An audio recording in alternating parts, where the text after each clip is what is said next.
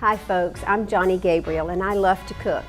Today you're joining me at Gabriel's Desserts, a restaurant I started about 19 years ago. We make desserts and all kinds of delicious vegetables and meats. So you'll be right here on site with all of our great customers who are having lunch with us.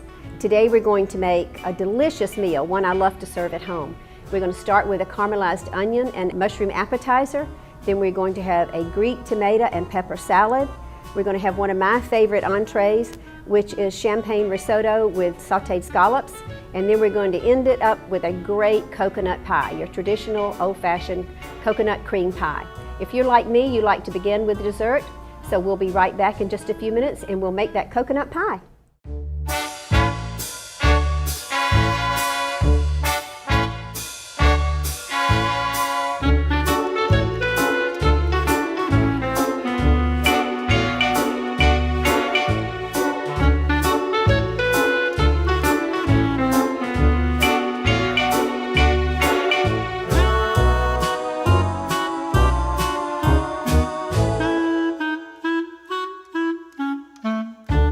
So we're going to start with this delicious traditional coconut cream pie.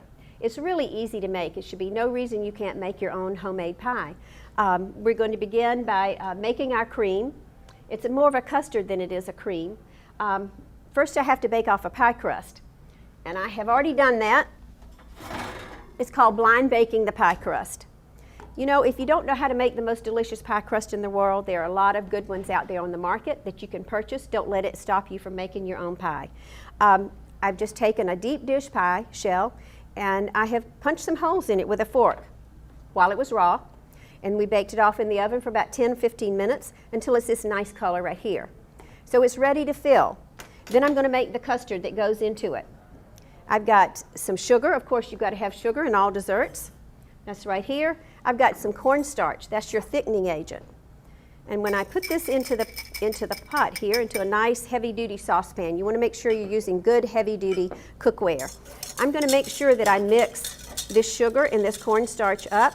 See, it's kind of lumpy, the cornstarch is. And you want to make sure that it cooks evenly. So I'm going to stir it with this whisk. The other thickening agent in this pie is your eggs. So I'm going to crack 3 eggs. Right here, I'm going to mix it with some good old whole milk. Whole milk's going to make your best custard. So don't bypass that. If you're going to eat pie, eat some good pie. So we got 3 eggs going in. I'm going to put in 3 cups of milk. I'm going to beat that up really, really good. And then I'm going to stir it into the pie, into the sugar and the cornstarch. And we're going to make a good old creamy custard pie. This is probably like your grandmother used to make, or maybe your mother made. But there's really no substitute for that good custard. This is 3 cups of milk. I'm going to use that same whisk. Beat those eggs up before I put it into the pot, because you'll get cooked egg if you don't, and that's never very good in a dessert. I'm going to whisk this milk in. Just whisk it right in, making sure that you're breaking up all those lumps of cornstarch. And this can cook pretty fast. So you have to stir the whole time. Keep stirring, stirring, stirring on this custard. That's the key to not burning it. And I'm going to add my butter. It's just about 1.5 tablespoons of butter. Put that in there while it's really good and hot. Stir it in. Going to put your coconut. This is your flake coconut, not your toasted coconut. You're going to save that for the top of the pie. That's going to go in, stirring it good. There's some lumps in the coconut, so just break those up. Of course, the person who gets that little pocket of coconut would think they had a prize when they bit into the pie, if they got that. And you're going to have a teaspoon of your coconut flavoring, 1 teaspoon of coconut flavoring. And as I said, I love vanilla flavoring. So I'm going to put 1.5 teaspoons of that in.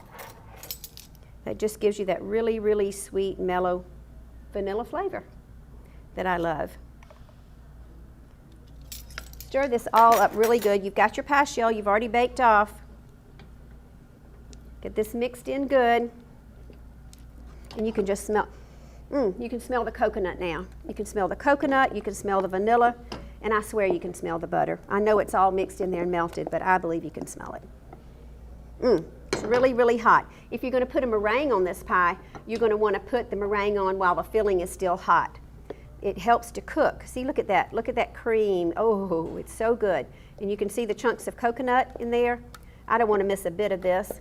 This is the pot that I always have a big spoon so I can clean out the pot on the way to the sink and I don't miss a bit of the custard.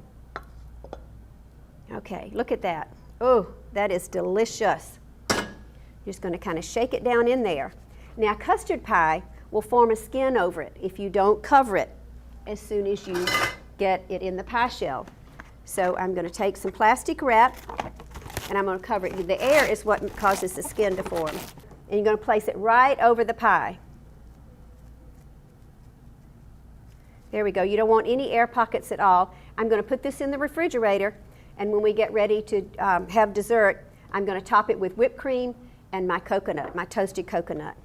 Now, my daughter Laura's here with me today. She just got married several weeks ago, and she's the only one in this family who doesn't cook. So now that she's married, she thinks she wants to learn to cook. So Laura, if you'll come in, and I'm going to get you to run this pie. This is my daughter Laura, Johhny Gabriel Rebo now. That's right. And you don't know how to cook much, do you? No, I don't. Okay. I purposely surrounded myself with people who do wonderful. cook. Yes, exactly. That needs to be stored in the refrigerator, and then we're going to start on our appetizer. When we come back, I'm going to make that delicious caramelized onion and mushroom roll. You're not going to want to miss it. Next, we're going to make a delicious appetizer, the caramelized onion and mushroom roll. It's from my second cookbook, Second Helpings, and it's on page 4, as a matter of fact. You're going to begin with a fairly easy ingredient, something you're going to purchase. It's the crescent roll.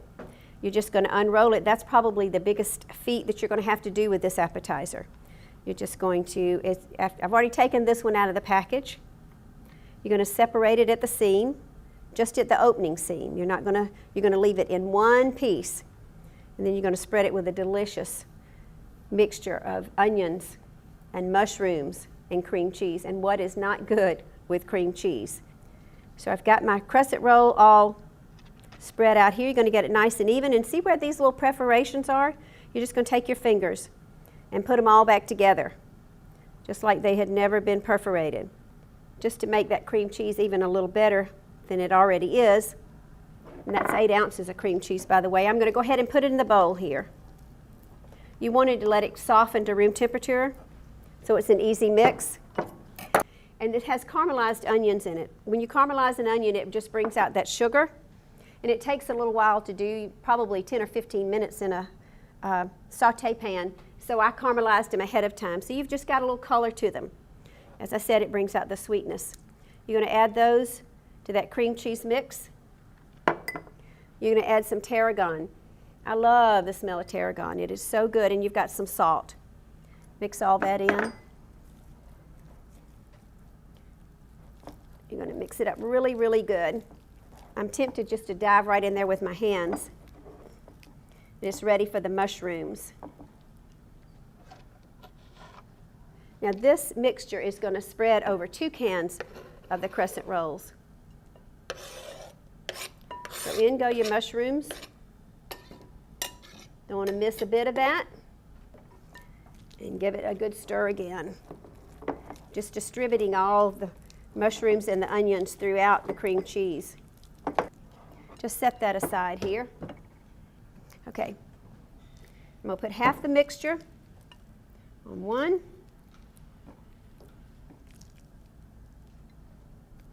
And the other half on this one. No, don't show any partiality. You want them all good and stuffed full of this cream cheese. You want to spread the cream cheese all the way to the edges. And then you're going to roll it up jelly roll style. You want it all the way to the edge so that your rolls stay together when you get ready to bake them off. We've got this where we can roll it up. You're going to start with the long side of the crescent roll here, and you're just going to roll it.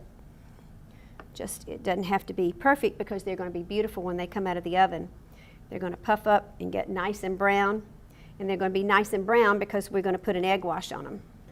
You're going to be ready to eat one of these. You're going to love this. The eating I can do. You want to cut these about 3/4 of an inch to an inch. See, that's going to hold its shape right there.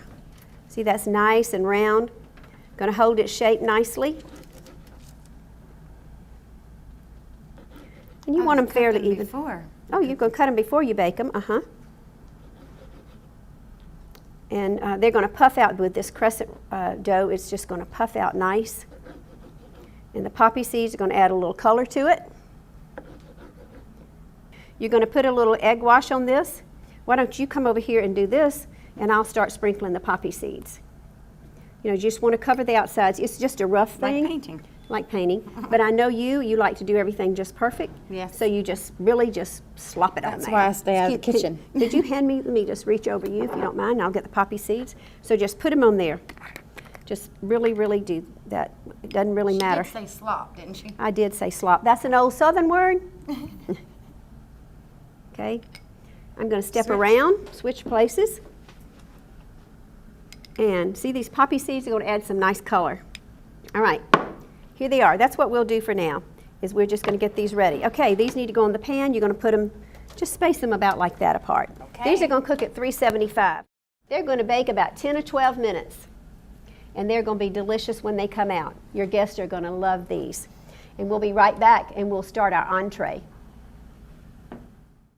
Welcome back. Now we're going to do the main event, as we said a while ago, and it's our scallops with the champagne risotto. Laura, when you learn to make this, your guests are going to love you. They're going to want to come to your house often. I've already got some butter heating here. Perhaps I'm going to set it over to the side because I want to show you something. This pan needs to really be hot when you put your scallops in it. So I'm going to just set it to the side for a minute. Because when you buy your scallops, they're going to have this little membrane or little muscle on the side. Can you get that right there? It's just a little white portion of the scallop. You really need to get that off. It gets kind of tough. I've cleaned a pound of scallops. And by the way, this scallops and champagne risotto is in my second cookbook, Second Helpings. And it is one of my favorites. So I've just left 2 or 3 for us to clean here so you can see that little, see how easy it comes off? So cleaning scallops, don't let that deter you from this dish. But you do want to get it off. Laura, you want to put the pan back over there so we can hear that butter sizzle? Yes. I'm probably going to add a little olive oil to that pan too, so that butter won't burn quite as quickly, but the butter will burn quicker than an oil will. So let's just put a little bit in there. Good olive oil. Let's see if we've got the flame good. It was really hot a while ago. I heard it popping. Oh yeah, and now you can smell the butter. So this dish is going to be great. It's got scallops, it's got butter, it's got basmati rice, and champagne. So let's get these scallops. You want to help me turn these? Yes. As once we get them in, I'll put them in, and let's see if the skillet's hot enough here. All right, let's just get these in. Throw them in. You want to help me? Sure. Okay. Get those in. She's going to know how to cook a dish and have guests over. I would like to be first on your guest list, if you don't mind. Oops, back up a little bit so you don't get splattered. Here we go. You want to get a nice sear on these. And the last time I made them, I just really watched for the scallop to start to look opaque on the side, because you're going to put them back in. I'm going to take them out of the pan when I just get them slightly opaque on one side, or if I'm lucky, I get them browned before they get too done. What you want is just a little bit of color. And see, that's great. Those are starting to color already. Okay, start to turn these because they're going to they're splattering. Turn them quickly because you really just want them to be opaque. See how they've changed color? See on this side right here? Yes. They've changed color. They're not as translucent as they were. So just keep turning. This happens quick, quick, quick. Yes, You don't want to overcook a scallop. It'll be just tough. Whoops, that's hot. Let's get these out of here. This might be in your way. That's okay, I'll cross over you. Okay, put this back on. In this same oil that you've got in there, in the butter and the oil, you're going to put some shallots. And these are going to just for a minute. It's not going to take long. This dish doesn't take long. It just takes some preparation. And we'll get these scallops. You just really want to get these slightly clear. Not a lot of cooking to them. When we get these going, they're just going to be slightly, see that butter browning them? You don't want to get them too brown. Just about a minute. This is really a quick dish. Get that in there. And then the rice, this is basmati rice. It's going to go in. for about a minute. You want to get rid of that too. I do. Stir that around good so that butter coats it. And then this is the good part. Next, going to put in 2 cups of champagne. And you know, champagne is kind of like cream cheese. I hate to put them in the same category, but what's not good with champagne, just like what's not good with cream cheese. So let's let that brown just slightly, okay? A little bit. And can I trust you with the champagne bottle? I don't know. All right. We've got to have, I can definitely take care of it. I'm sure you can. Oh, look at that. You know, it seems almost a shame to put it in there with seafood. You ought to be maybe having it along with the seafood. That too. Mm-hmm. Okay, we'll get rid of that champagne bottle. There we go. Interesting. Give this another stir. So we've got some color to this basmati rice, and we've got some color to the shallots. This is a great dish. I've never served it to anybody that didn't like it. I think you've got enough going there. And then, you want to just pour this in? Sure. Okay, it may sizzle on you if I've got it right. Just So dump it's it right, in. It's right if it sizzles. Just dump it in. There we go. Oh, all that good bubbly. Okay, we're just going to cook this until the champagne evaporates. It doesn't have to totally evaporate. It's just getting that rice good and hot. Okay, we've got our scallops. They've got a nice brown color to them. They're just slightly opaque and not translucent anymore. We've got our shallots in the pan. We've got our rice going. We've got the champagne in there. And then we're going to add some chicken stock. Now the recipe calls for about 28 ounces of chicken stock, but it's not going to hurt if you use more because it's just going to cook down. This part of the dish you're just going to cook until the chicken stock evaporates. You're going to set these scallops should be okay sitting out at room temperature. This is going to cook about 15 minutes. So I've got the chicken stock going in. Just give it a squeeze there and get it all out. We're going to know that we started cooking this, and in 15 minutes this basmati rice is going to be done. Then we're going to add some more good stuff to it. There we go. This is a great time to start this salad, and y'all, the colors in this salad are phenomenal. It would be good winter, summer, spring, because it's so beautiful. Look at all the peppers in here. It's called a Greek tomato and red pepper, or Greek tomato and pepper salad. And it's got every color pepper, I think. It's got the green, the yellow, the red, and the orange. These orange peppers are just gorgeous. So we pre-cut some of these already. We've got them in a bowl over here. And when you put this out on some bib lettuce, your guests are just going to have, it's going to be a feast for their eyes. They're just going to love it. I've got some red onion in there. We're going to chop a few more of these. I'm going to show you a good way to to clean a green pepper. This is the best way, I think. You're going to chop off the ends here. Get a little more of that off. You're not going to throw any of this away. You're going to use it all because it's too good to throw away. You're going to split it. And then you can just take a smaller knife, maybe the one I used on the scallop, so I'll just use this one, and just cut these membranes out. That part you aren't going to use. But this is a quick way to get your pepper done. And really with a smaller, thinner knife, you can just kind of slice all of this out. See? That makes quick work. So then when you're just slicing your pepper, you can get it thin, you can get it wider, you can get it whatever you want, you can go back, you can cut these like that, you can get them any size you want them. But that's just a little lesson in, that's the easiest way I know to cut a pepper. I'm just going to chop the rest of these peppers. I've already got almost a whole red, green, yellow, and orange pepper in the bowl. And I'm just going to chop these and finish it up. You know, Laura, this reminds me of the Fiesta ware that was your grandmother's that Yes. I still love to use. As a matter of fact, I have it out today. And I love Fiesta ware. And so when you put this plate of vegetables in front of somebody, it's just going to be a feast for their eyes. That's right. So let's get this pepper chopped. You know, one of the best skills you can have when you learn to cook is to chop. And I could work on mine some. Obviously, I don't get to cook as much as I used to because of the bakery and the restaurant. Now this is really going now. Oh, it is? Okay, why don't you give it a stir? With this? Yes, with that. That's not quite a spoon. It's a, is it a spoonula? I don't know what they call it, but it's not a spatula and it's not a spoon. We've got some good old red cherry tomatoes, some red onion. Do I keep I stirring? used to not be quite as big a fan of red onion as I am now. Just, yeah, you can quit stirring now. It's okay. But the red onion, if you slice it kind of thin and fine, I think, yeah, this is sliced, if you just slice it thin. Another tip on cutting too, when you're doing your vegetables, anytime you can get a flat surface to your vegetable, if you can cut your squash in half, you can cut your onion in half, and you get the flat side down, then you can just really go to town when you start to cut. All right, we've got all this in here. The grape tomatoes, you just want to cut those in half. There's a few extra here. And then you're going to make a great salad dressing, but simple. It's really olive oil and some thyme, salt, and red wine vinegar. So let's get this dressing made. I've got a cup of olive oil here. And that looks really pretty and rich. Look at that. Look at that color. Talk about color.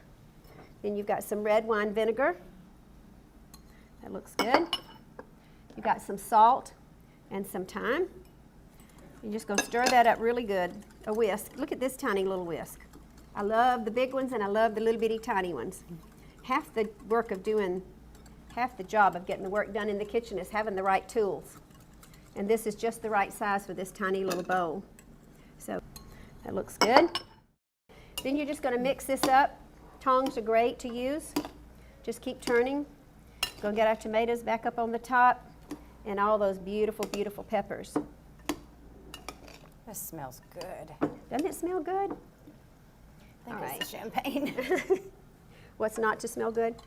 Okay, you got your thyme. Let's pour this in. You're just going to make sure this goes all over the peppers. Okay, first I'm going to add some olives. This is a cup of black olives. That's so good. There's your Greek. One more Greek ingredient, and then feta cheese. I don't know what I've eaten Greek that didn't have feta in it. This is 10 ounces of feta, so you know it's delicious. There you go. Hey, you're pretty handy in the kitchen. All right. I'm going to toss this up really, really good. Look at those colors, y'all, and look at the black olives, the red onions, and the feta cheese. Now, we've already washed some Bibb lettuce. Bibb is nice and sweet. All right, you're just going to line your plate with a little Bibb lettuce. And then we're going to fill it full of these peppers. So let's see what we've done so far. We've done an appetizer, so we're ready for that. We've done our dessert. Okay, so you're just going to plate this for your guest or for your family that's trying to sneak out. And when you put this down with this good olive oil and red wine vinegar dressing, all these beautiful peppers and the onions, it's just a sight for sore eyes. It's a feast for the eyes. It is. And let's get the scallops back in. I'll hold You it know for what? I'm going to add the cheese first so I don't tear those scallops up. Why you would go. it tear the scallops up? Well, because they're nice and tender now. Put the scallops back in. Get it down low so it doesn't splatter. There we go. It's the little things you don't think about, right. you know, when you're learning. There, and those scallops are just going to simmer just a little bit longer. You want to make sure they're nice and done. So they're going to simmer just a little bit more in this champagne and chicken stock. And now the cheese. There we go. And when we come back, we're going to finish off our coconut pie. We're going to plate up some scallops and risotto. We're going to have our salads, and we'll get down to the best part. We'll put some whipped cream on that coconut pie. Laura, it looks like the scallops and the risotto is ready. It's got that nice champagne fragrance. The risotto has absorbed the champagne. It's going to be really good. But let's plate some. Here we go. And you know what? Let's give it a little bit of color. Put a little parsley on top. Look at that. Put a little parsley. See how pretty that looks? We'll put a little texture to it. Okay. These are toasted slivered almonds. Texture there. And you know what though? I want to set this aside because I want to get on to the dessert. Okay. This is my favorite part. So if you'll set that over there. Here we are, back with the coconut cream pie. Sometimes I think the scallops are the star of the show, but most of the time I think the dessert is the star of the show. As I said, you could put a meringue on this pie, but if I'm in a hurry and I prefer whipped cream, I've just got a bag of heavy whipping cream I've whipped up with some powdered sugar in it. I've got a star tip in my bag, and anybody can do this. And this is after it's been in the refrigerator, Oh, right? yes, this has been refrigerated. And you know, I had the saran wrap over it so it wouldn't get that skin. So I'm gonna I like a lot of whipped cream, so let's just fill this up with whipped cream. I don't know anybody who'll turn down a homemade coconut cream pie. So I've got the whipped cream on it. Ooh, I used almost that whole tube. And then this is that toasted coconut. You can toast coconut and it'll keep for a long time. You just have to keep it sealed up. I'm gonna put a little color on top of this as we did on the scallops. And before you know it, we're gonna be tasting this baby. Are you ready for the good part? I am. Here's your fork, Thank you. me a fork. I got one too. I guess. Let's cut this. Oh yeah, the cream, the custard part set up really nice. You know, you just can't cut a pie without making a little bit of a mess. You want a small piece or a large piece? Well, that's a silly answer. I always go for the large piece. Okay, and I have a hard time cutting that crust without breaking it. There you go, look at that custard. That is a real cream pie, just like my grandmother used to make. You can make with this same recipe that's in Cooking in the South, my first cookbook. You can make a chocolate cream pie, you can make a butterscotch pie, or you can just make a plain, and you can make a banana white chocolate cream pie. Okay, this recipe is from Cooking in the South, as I said, and the other recipes we had for dinner, that we're going to have for dinner, are from Second Helpings. Here we go, here's my piece. Here we go. Okay, I'm taking a bite of this pie. Good and creamy. You can't buy this pie. No. You have to make it. Make it. You can taste the coconut and the whipping cream and the pastry that you like. And all these recipes are in Cooking in the South, my first cookbook. And they're also in Second Helpings, my second cookbook. Thank you for cooking with me today. Thank you for having me, Mom. Okay, I'll expect to be one of the first people on your invitation list when you cook all these dishes, okay? Okay. All righty. And thank you for joining us today at Gabriel's. It's a restaurant and a bakery in Marietta, Georgia. I'm Johhny Gabriel, and I do love to cook. Bye-bye.